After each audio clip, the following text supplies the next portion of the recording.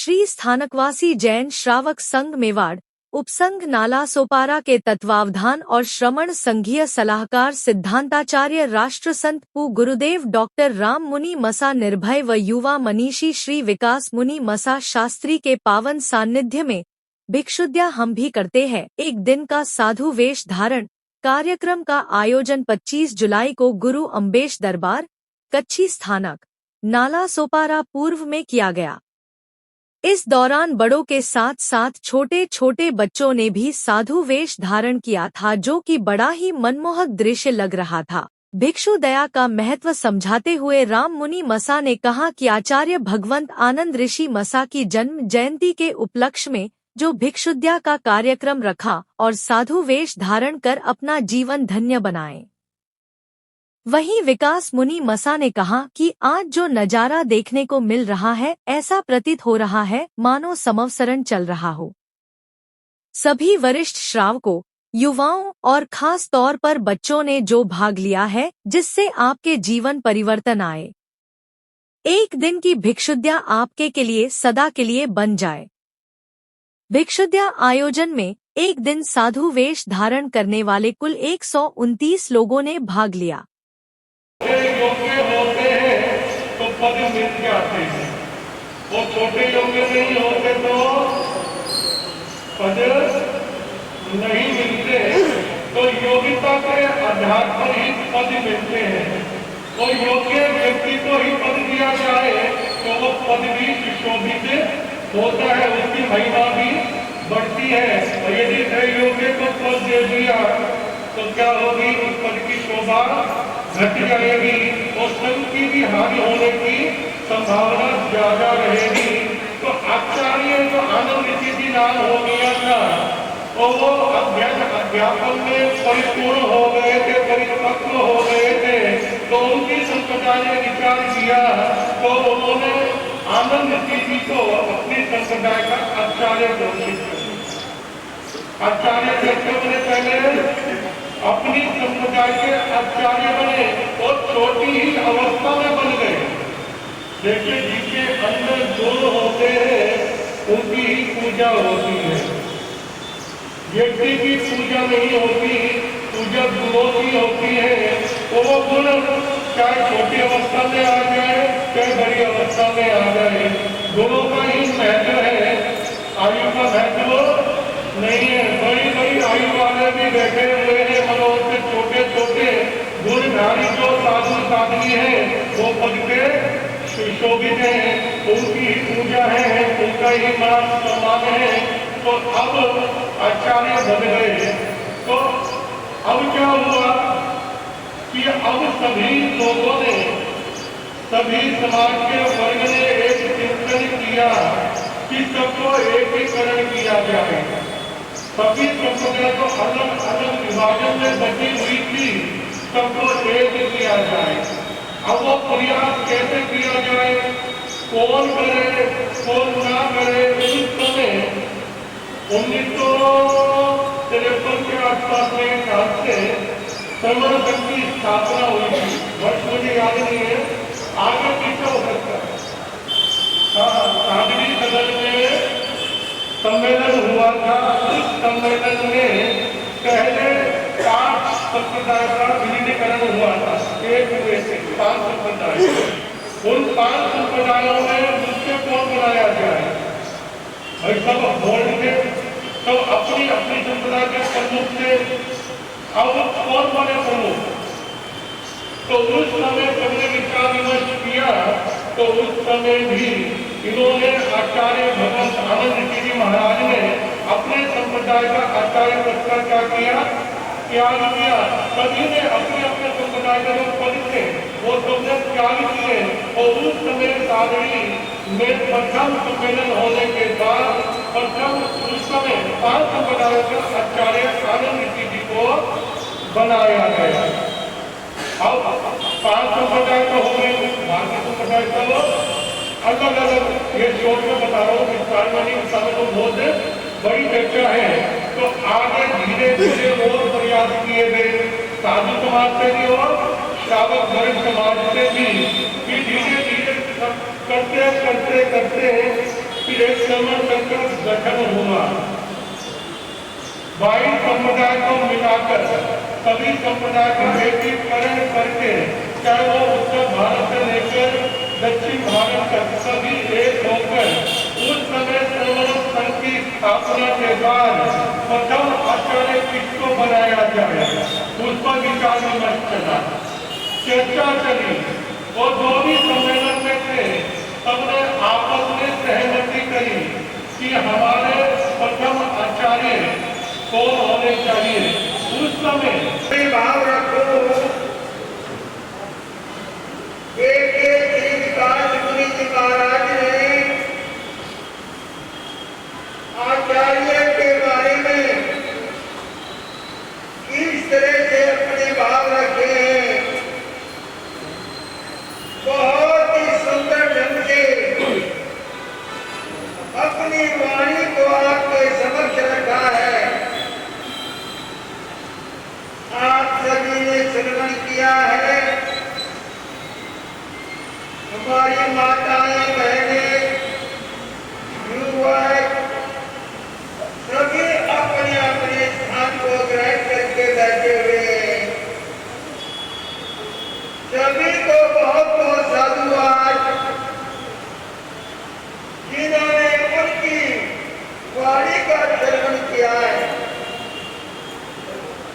मैं ज्यादा कुछ नहीं कहकर इतना ही कहना जाना चाहिए, क्योंकि वो आत्मज्ञानी है और ऐसे ज्ञानी है कि उनको भक्ति ज्ञान ऑटोमेटिक ज्ञान, कोई भी साधु को ज्ञानी जिसे हम आत्मज्ञान से परिपूर्ण मानते हैं, हमारे प्रथम आचार्य पूज्य श्री आत्माराम जी महाराज, जो पंजाब में ही विराजमान थे। इधर सम्मेलन में लोकसभा के कारण नहीं आ सकते थे। इस प्रकार इन्होंने तपस्या की है, बहुत हिम्मत की है, बहुत हौसला की है। अब ये अपना तपस्या करके अपना जो भी काम है उसको निपटाने के लिए जाएंगे। इनको बहुत बहुत साधुवाद, धन्यवाद।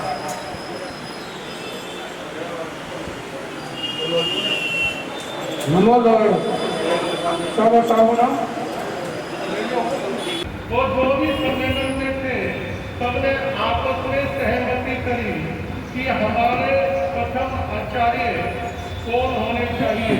उस समय देखिए, गुणों की बात कर रहा हूँ मैं, ज्ञान की बात कर रहा हूँ मैं।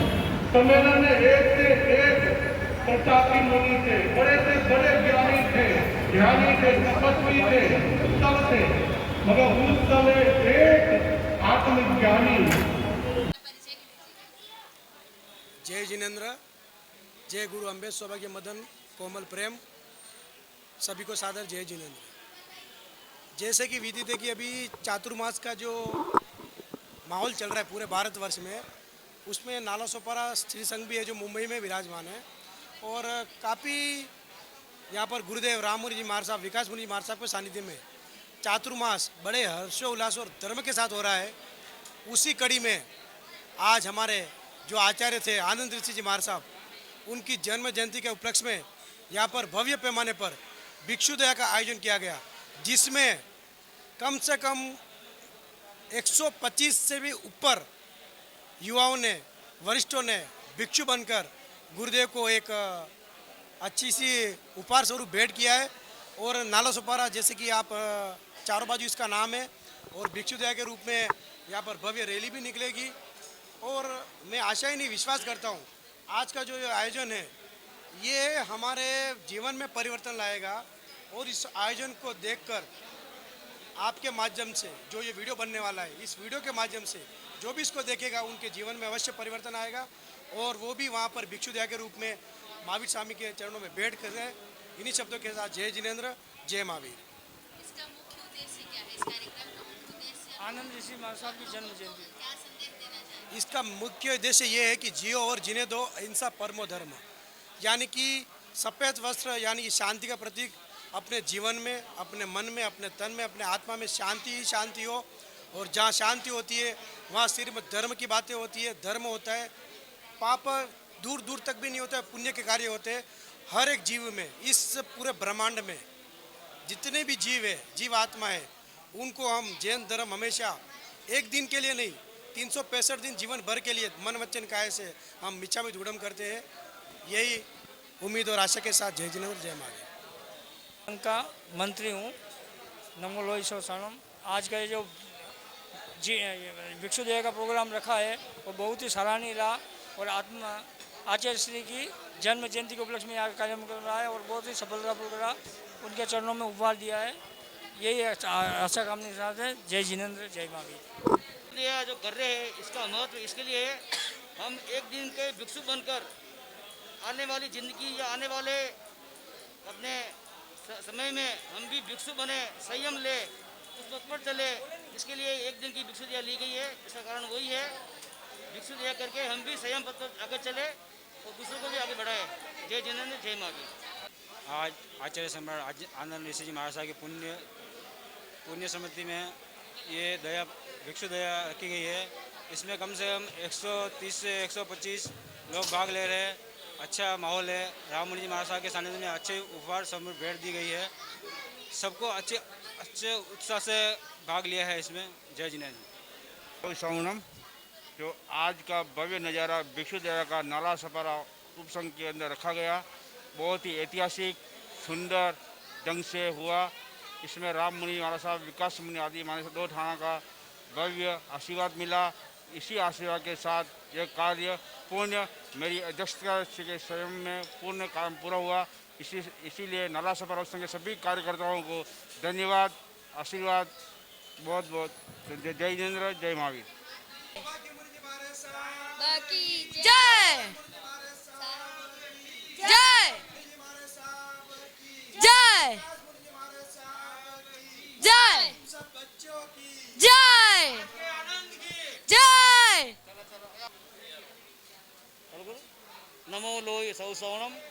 आज बड़ी हर्षोल्लास की बात है, नाला स्वासी संघ में भिक्षु देव का आयोजन हो रहा है।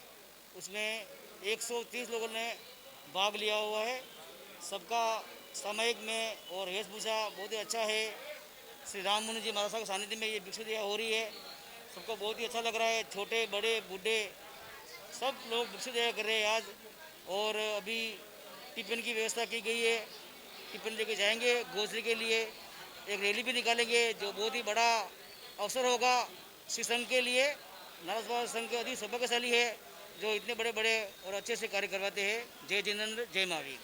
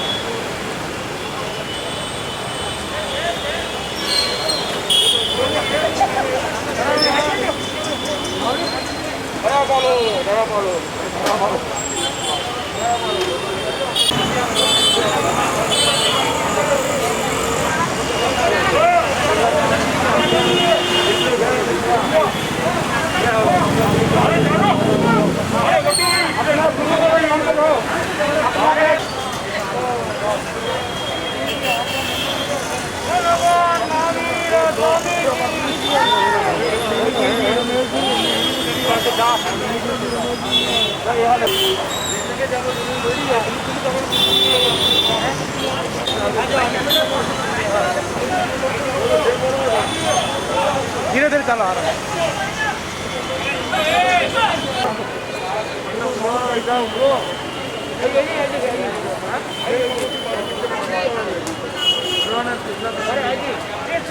वीर की जय बोलो महावीर की, वीर की जय बोलो।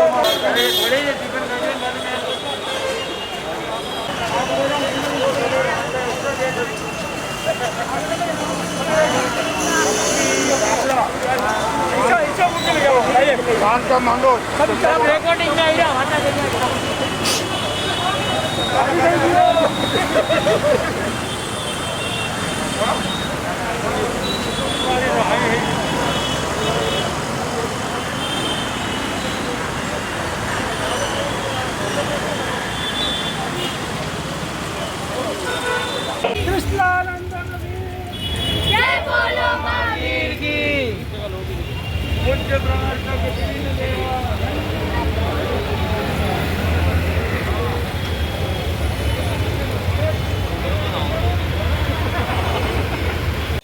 हमें महावीर रास्ते पर चलना चाहिए। जियो और जीने दो।